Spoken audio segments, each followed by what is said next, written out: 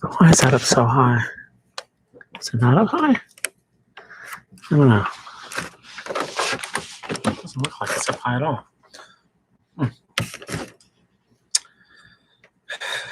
I might up too high. Let's try the chair. Woo! That might be better. Okay. Always something, isn't it? Okay, guys. Good afternoon. Saturday, September 12th. Roughly 6 o'clock in the evening. And I don't have any more large diamond boxes, so sorry about that. I know you guys like those, right? Sure. Like I care. But I got to make sure that layer of the palette is all the same size. So I found another box. It's not as big, about half a size, really. Yeah, about half the size. Same height, but it's a regular box. Hopefully I can remember to show it to you. It doesn't have a number, which means it's one of the later boxes that I had in my apartment that I did not send by movers. Well, I sent by movers, but as I was heading out of town, August 2018, this was one of the last boxes to get shipped out. I know this because I had weighed it. It's 40 pounds worth of books, guys. Yes, paper's not light, especially not the coated stock they're using nowadays. But we got good stuff in here. So let's get to it. As you saw in the preview, thumbnail, Astro City. Here we have Honor Guard. They don't really number these. Usually just say blah, blah, blah. This is the 13th volume in the award-winning series. I get these in hardcover. First one I bought, the Image miniseries, came from Graffiti. It's a tipped-in plate signed by Kurt Busiek, Alex Ross, and sheet here was that other volume. I should know the main guy's name. Brett Anderson, right? Tipped in plate, signed. I think it was $50. This is a much more affordable, $25. Highly recommend it if you like. I want to say realist, but slice of life, superhero stories. Some of it's superheroes, some of it is just what's it like to live in superheroes. So Honor Guard.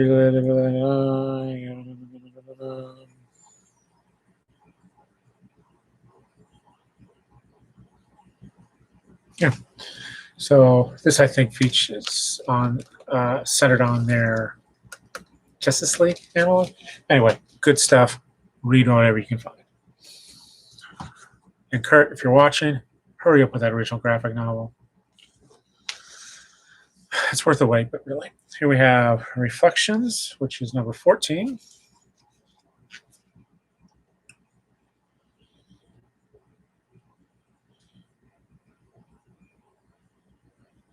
I just read it. It says, on a distant world, the first family are despised invaders. What are the Fantastic Four we're seeing as villains?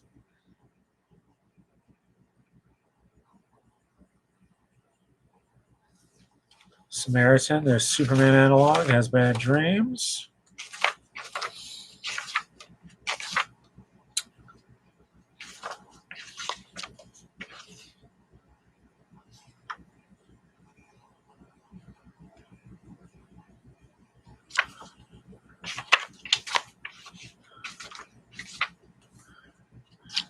Steel Jack, who he's in a previous arc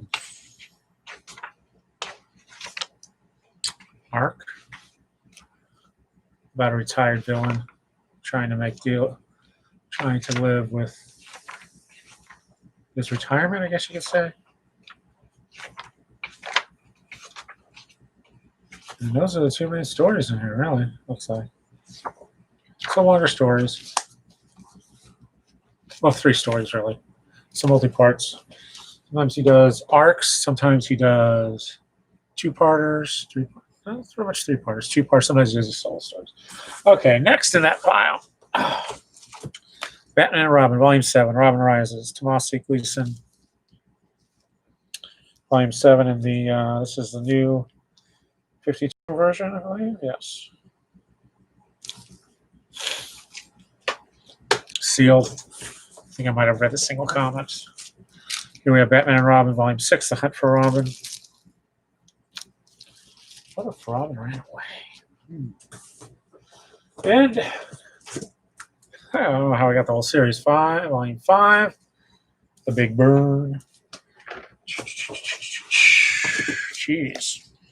3 and 4. Requiem for Damien. Death of the Family. I think a lot of that just got left unspoken. How did the Joker manage all that? Born to Kill Volume 1. And what's this? Ooh, Action Comics. Volume 9, Last Rites, Greg Pak. Good writer. And what else we got here? Batman, Superman, Truth Hurts. Volume 5, again, Pak. And then we have, ooh, The Great American Dust Bowl, Don Brown. And this is Houghton Mifflin 2013. And it is a graphic novel retelling of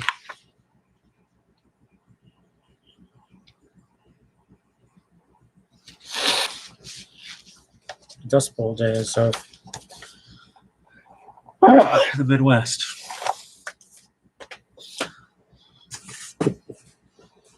Further down, we have, some goodies here.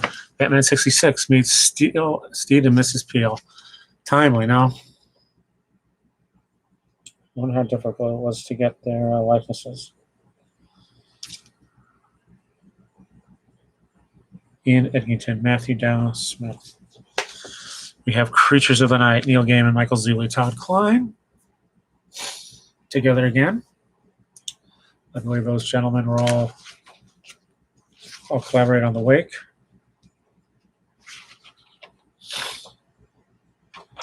This is The Price and Daughters of the Owl. Don't know if they've done a deluxe edition of that yet. Archie Archives, Volume 13. Nice lightweight, printed on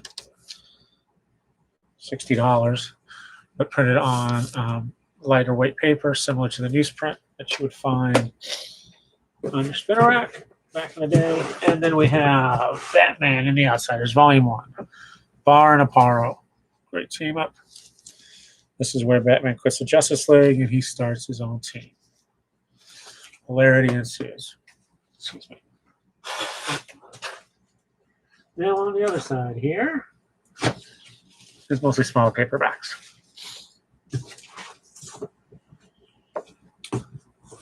I don't know how I've organized these, but we have Masana Koku, volumes 1 and 2. Rumiko Takahashi. We have Ghosts by Raina Tegelmeyer. Just have to check. Nope. Can get a sign. Based on true story. Based on. We have Oh My Goddess, Volume 33. Long running series. We have Swan, Volume 15. CMX. Nice old school romance manga. We have Oh My Goddess 14. Dark Horse. And Canadian manga? I don't know if it's American, if it's Americans. But we have Menage a Trois. Gasser Lagasse and David Lumsden. This is Volume 1. So you can see it's got some manga influence. It's got some Archie influence. And sexy as hell. No, they're both French. French-Canadian even.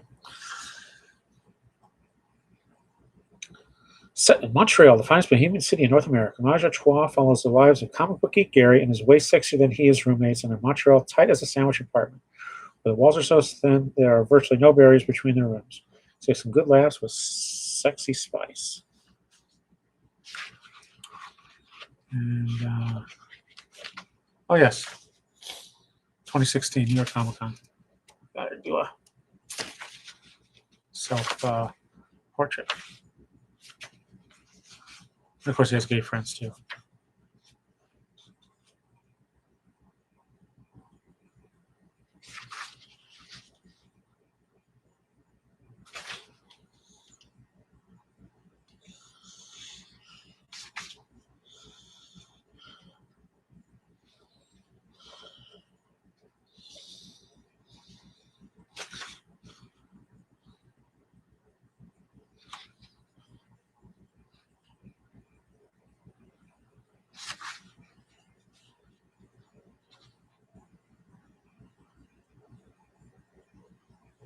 So anyway, this gentleman's 2 roommates are moving out, and his 2 roommates are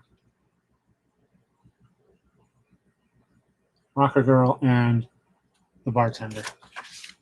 So you can see the problems he got. He's gonna have and a decal. Oh, that's surprises like that. Wow, there's a Smurf.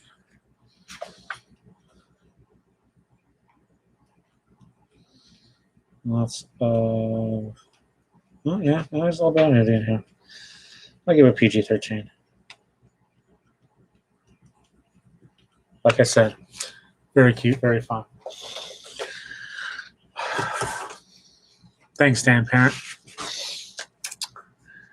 for I don't know how he met her, but they shared a table booth, or they were next to each other at New York Comic Con.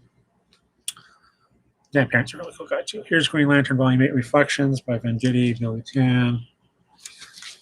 I don't know what's going on. I don't really care. Okay, more back to the files. Here we have Cromartie High School Volume 1 from ADV Manga. Oh my lord. How long ago was this?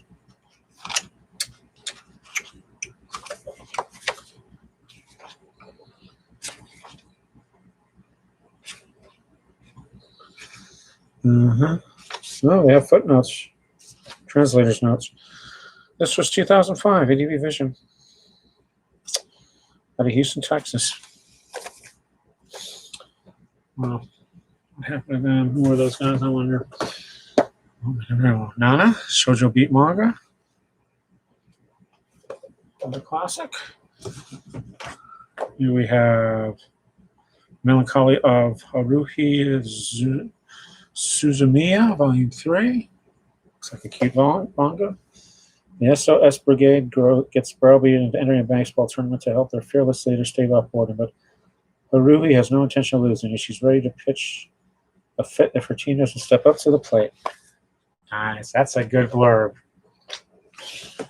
Borderline Pugnacious. Zombie Lone 6. Peach Pit.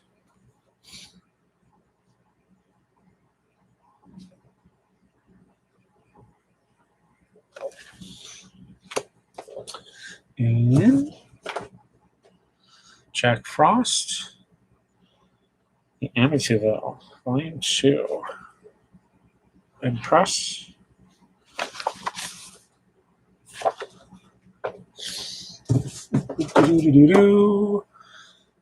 Bleach, Volume 29. Another crowd pleaser. A lot of this manga stuff that review copies from work. I have not read them. There's Beyblade Volume 2. I don't know if that's still in production. It's still by the toys.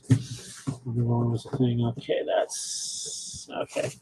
Going back over to the other side, we have Bastard! Heavy metal, dark fantasy. Explicit content from Vids. They rate it as mature. $9.99. Maria Holic, Omnibus Edition Volume 1. Look at that. For $17 you get paged. Nope, no pages.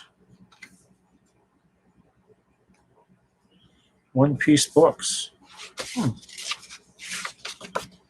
That's unusual, isn't it? Let's see. One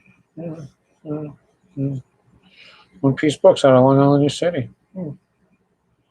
That's their website. So if you're curious, One Piece, as in world, not One Piece, the manga, or Piece the vegetable. This is interesting. Look at that. They don't make them like that anymore. Nope, nope, nope. Main Street, Sinclair Lewis. That's why I grabbed it. Gotta love that coffee stain on the top. Look at that bomb. Look at that image. It's not bad. Okay. Ex Libris, Monroe Erdine. Thank you, Monroe, for selling your book. February still has been cut off. I guess there's a price there. But The Living Library. General Editor Carl Van Doren. Sinclair Lewis, Main Street. Illustrated by Margaret Lowengrund. Production by Carl Van Doren. World Publishing Company. Cleveland and New York. 1920. First printing. October 1946, which is why I grabbed it. Sinclair Lewis, of course, is known for The Jungle, his fictional expose on meatpacking and food safety. Like Uncle Tom's Cabin, it altered reality. I'm not saying that's the best type of fiction. Oh, there's one. So, there's an example of the illustration. But yeah, so there we are. Not great. A lot of stains. But it's got character, you know? Probably not worth much. I mean, maybe 20 bucks. Oops. Okay.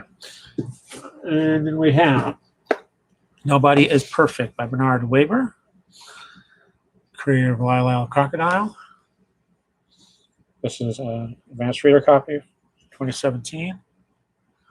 And I picked it up because it's comics, folks.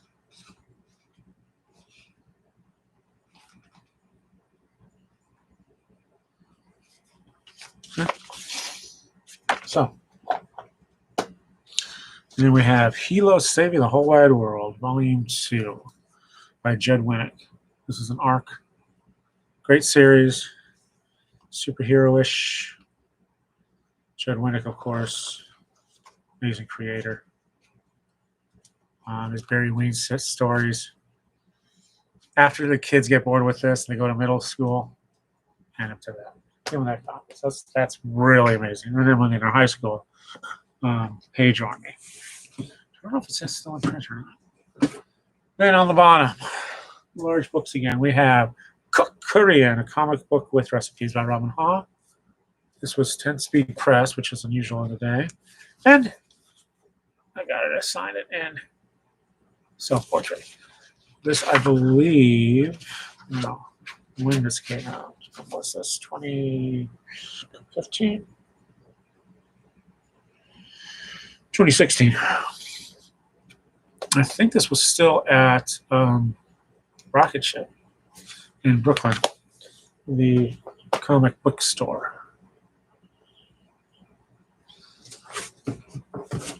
Not to be confused with Bergen Street Comics, which was also amazing. Here we have The Singing Moles by Sean Tan, directed by Neil Gaiman. Again, whatever he does, look. The Singing Moles inspired by Grimm's fairy tales. These are short little stories that he does. Sculpture. Wow. Dog and the Sparrow. Oof.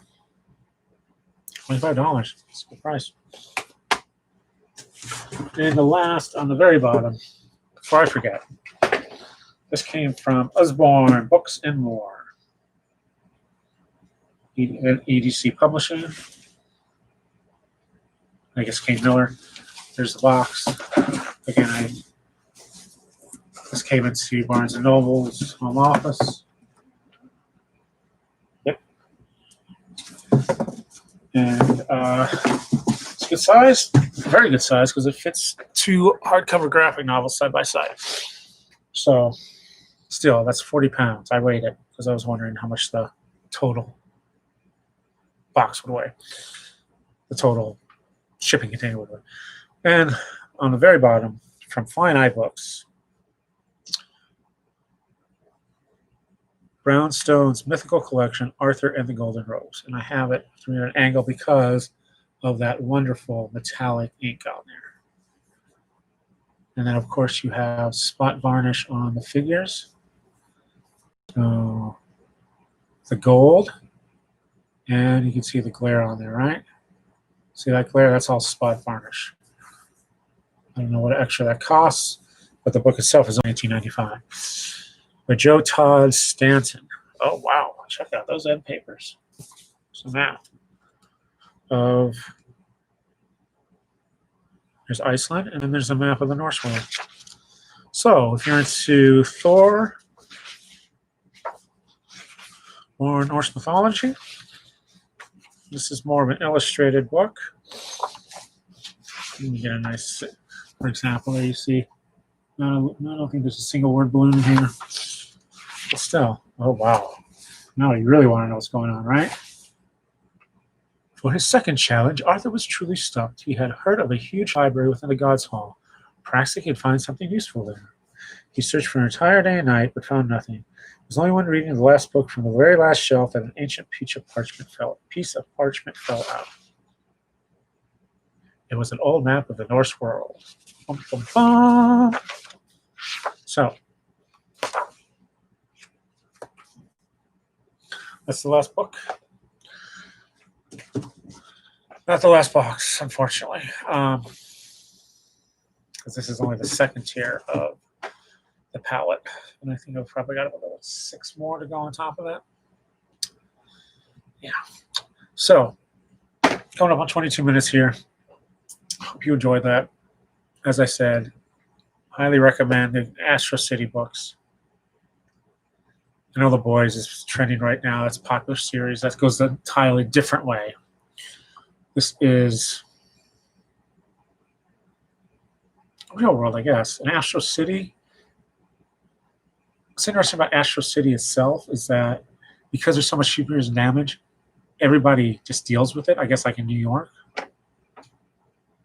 But everybody helps everybody. They pitch in and makes it work. So, Kurt Busiek, read everything he writes. Good stuff. Superman's Secret Identity, good story. That would make a good movie, I think. Not a lot of action in it, but a good story. So, that's it for now. As always, thank you for watching. Thank you for participating, commenting, critiquing, communicating. If there's anything in there you think I really should read or you have a favorite in there, let me know. And I'll revisit it. That's how I ended up reading The Golden Compass by Pullman. Is had a lady in the bookstore or in the science fiction area looking for something good to read. And she was a power reader. It wouldn't surprise me if she'd voted for the Hugos. And so I said, hey, you read Watchmen? Won a Hugo Award back in the day. And she made a deal with me. She'd read it if I would read The Golden Compass by Pullman. And I did. Wasn't a big fan. Didn't think, I guess it was okay. Just didn't strike me as amazing. Don't know how what the fans think of the movie. I mean, he built a world and 3 books plus Where's Oxford, which is a neat little tie-in book. But again, another one did the same thing. Kid was looking for graphic novels. I recommended Watchmen. Says this is probably the best graphic novel ever written. And the guy says, well, kid says, well, I think Death Note is. And so I said, well, now I have to read Death Note. It's on the list. Again, there's so much stuff I have to read. Didn't make that deal with him. It's like, oh, you buy this, if you buy this book, I'll read this book, sort of thing. Never saw him again. But that's not a bad selection, really, because I know the story. What is the greatest manga of all time? I'm not the one to ask. Akira's on it historically. And I wonder through the history, what were the seminal books that just created a whole new genre or new style of manga? That is for other people to ask and answer. Me, it just pops in my head. I just put it out there. and see what happens. So thanks for watching again. I'll see you real soon. Bye.